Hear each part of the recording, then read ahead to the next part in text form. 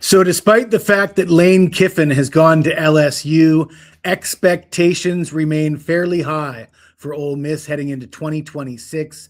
They rank number 9 in the preseason poll. That's a lot higher than they were last year. They were ranked 21 in the AP poll preseason in 2025. They will open the season at a neutral site against Louisville, and Ole Miss will be a 6.5-point favorite. The total sits at 56. We're going to cover this game as part of our series, covering every game in week 0 and week 1 here at Wager Talk TV. Let's get right into it. Louisville ranked number 24 in the AP poll. They were 9-4 overall last year. They might have been even better than that record would indicate. Just 4-4 in the ACC, but they lost 3 games by 3 points or less. And who could forget their 24-21 win at Miami? I can tell you I'm not going to forget it because I was all over that game. Here is a screenshot of my short. I released this at Picks and Parlays ahead of that Miami game. And I don't know if you can read the caption, but it says, "I'm putting Miami on upset alert."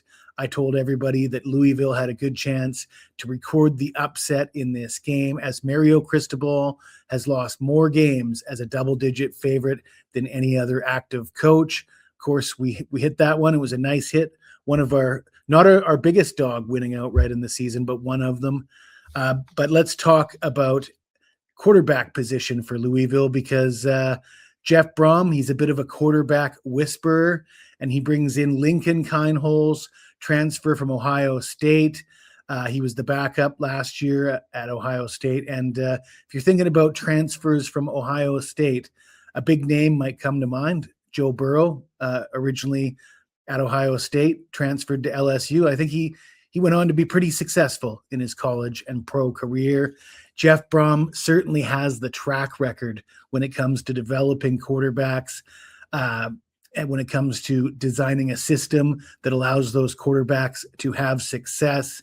And I trust his judgment when he decides to bring in a transfer at the quarterback position.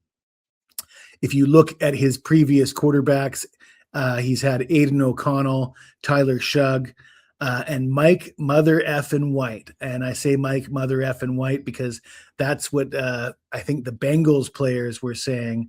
Or no, maybe it was the Jets players were calling him Mike Mother Effin White when the Jets upset the Bengals with a guy by the name of Mike White, who came off the bench. His NFL career has since not panned out, but his college career was impressive. The defense last year for Louisville ranked 3rd in the conference. They allowed just 20.5 points per game. They do have one of the top linebacker cores in the ACC. I think Louisville's in good shape.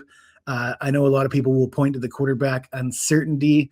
And to me, when we're talking Jeff Brom, there's no such thing as quarterback uncertainty. So I'm optimistic about Louisville heading into the season. We're going to talk about Ole Miss, but before we do, please allow me to tell you about a few promotions we have available this football season at Wager Talk.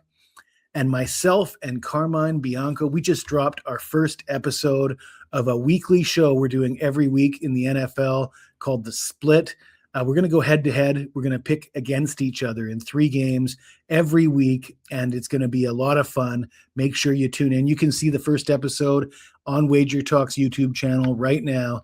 And if you're looking for NFL picks from 2 of the best cappers in the business, Carmine Bianco had a fantastic football season last year, and so did I.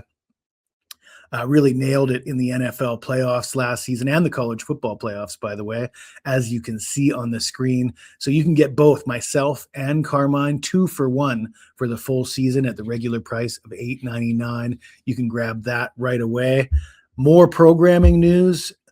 You might remember these guys. We're getting the band back together. A couple years back, I did a very popular show with Ross Benjamin and Sean Higgs.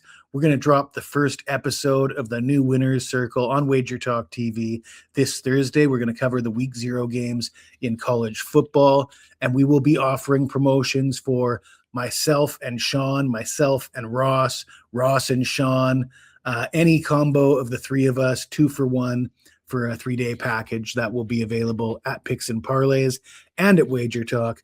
And if you're looking for college football picks, my college football futures package is available on my page. And this will be 5 season win totals for teams that do not play in week 0. So this package will be available up until the Saturday of September the 5th.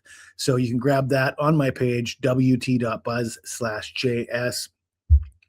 So let's talk about the Ole Miss Rebels in the post-Lane Kiffin era. Their expectations are high, ranked top 10 in the AP poll. They were 13-2 overall last year, 7-1 in the SEC. Pete Golding will take over for Lane Kiffin, and a lot of people are asking a lot of questions about that. I'm going to tell you, Pete Golding might prove to be better than Lane Kiffin. I know that's going to be a controversial take, but Golding has 2 playoff wins. That's 2 more than Lane Kiffin. I kind of think Kiffin is overrated. I think he's a decent coach.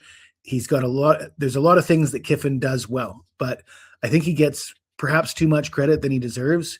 You got to think his success comes in part because he was able to lure players he had a big bag, and he was able to buy a lot of high quality players. They call him the portal god for a reason.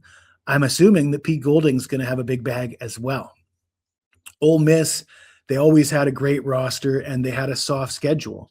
Ole Miss, I believe, had the second softest schedule in the SEC last year, a bottom 4 schedule the previous year. So yeah, when you're buying the best talent, but you're not playing the best talent, you're going to put together a good record. Ole Miss, they're not bringing back everybody. They lost a few guys. There's no question about that, but they bring back perhaps the best quarterback in the country in Trinidad Chambliss and Kewan Lacey. So probably the best quarterback running back tandem in the country. Big question mark though, new offensive coordinator to replace Charlie Weiss. John David Baker, who was an offensive coordinator at ECU last year, previously an assistant at Ole Miss. So the staff will be familiar with him. And a neutral site game in Nashville, the Rebels laying points. As much respect as I have for Trinidad Chambliss and Kewan Lacey, last year this team started off 4-0, or they were 4-0 in September. 3 of those 4 wins came by 7 points or less, and I just think it's too much. 6.5 points. I expect Louisville to be a very competitive team this season. As I mentioned, they lost 3 games by 3 or less last year. I got to take the points with Louisville in this game. If you like this video, smash that like button, subscribe to the channel. And as always, if you got anything to say to me, even if it's nasty, hit me up in the comments below and I'll get back to you as soon as I can.